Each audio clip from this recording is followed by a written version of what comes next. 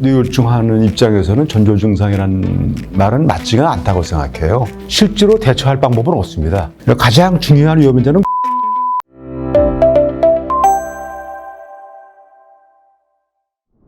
네, 안녕하세요. 저는 강릉아산병원 신경과에 근무하고 있는 김종성입니다. 저희 주된 전문 분야는 뇌혈관 질환, 뇌졸중이라고도 하죠. 환자를 진료하고 교육하고 있습니다. 뇌졸중이란 무엇인가요?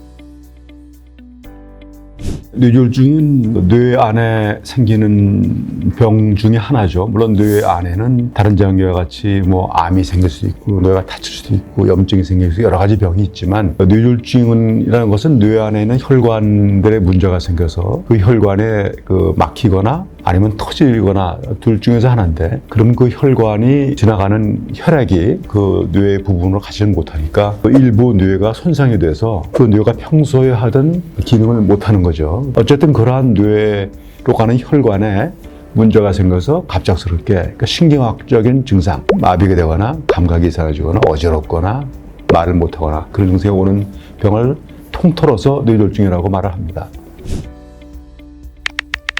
뇌졸중의 주요 위험 인자는 무엇인가요?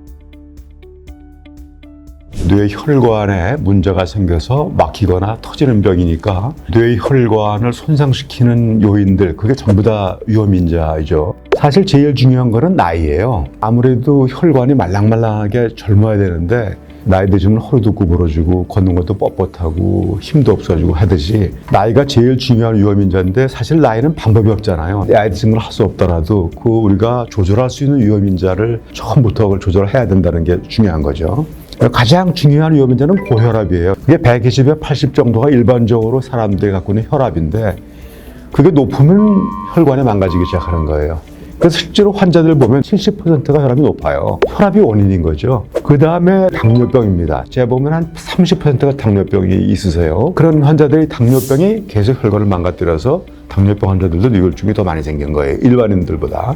그 다음에 흡연이죠. 담배를 피면 담배에 있는 물질들이 계속 혈관을 손상을 시키기 때문에 뇌졸중 위험이 생기는 거고, 또 하나가 술이죠. 그러니까 이것이 많을수록 시너지를 일으킵니다. 혈관 손상시키는 인자를 계속 가지고 있으면 안 되기 때문에 그런 것을 노력해서 뇌졸중을 안 생기게 하는 것이 굉장히 중요하다 말씀드릴 수 있겠습니다.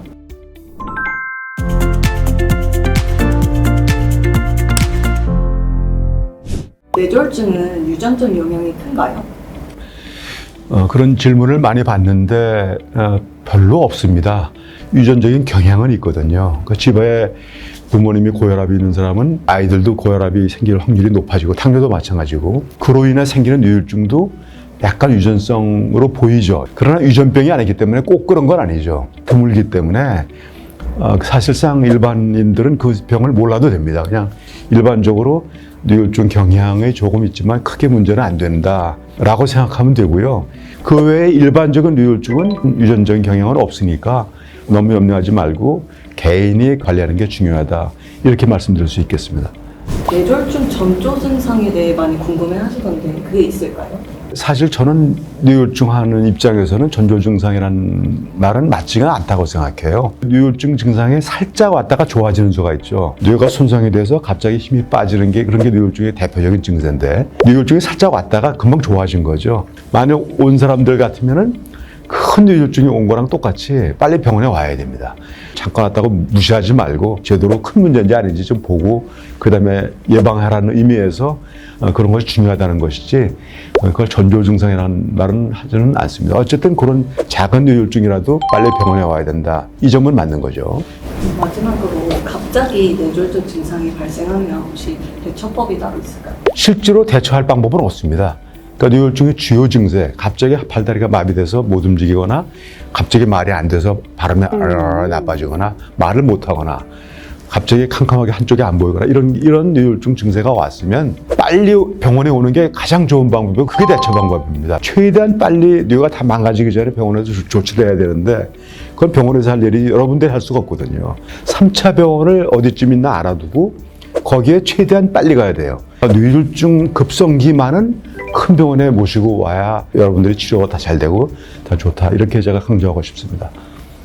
4.5시간 이내에 왔을 때는 막힌 혈관을 뚫는 약이 있어요. 혈전이 안 생기는 약을 계속 드셔야 됩니다. 혈전이 혈관에 안 생기게 생기는 약이 제일 유명한 게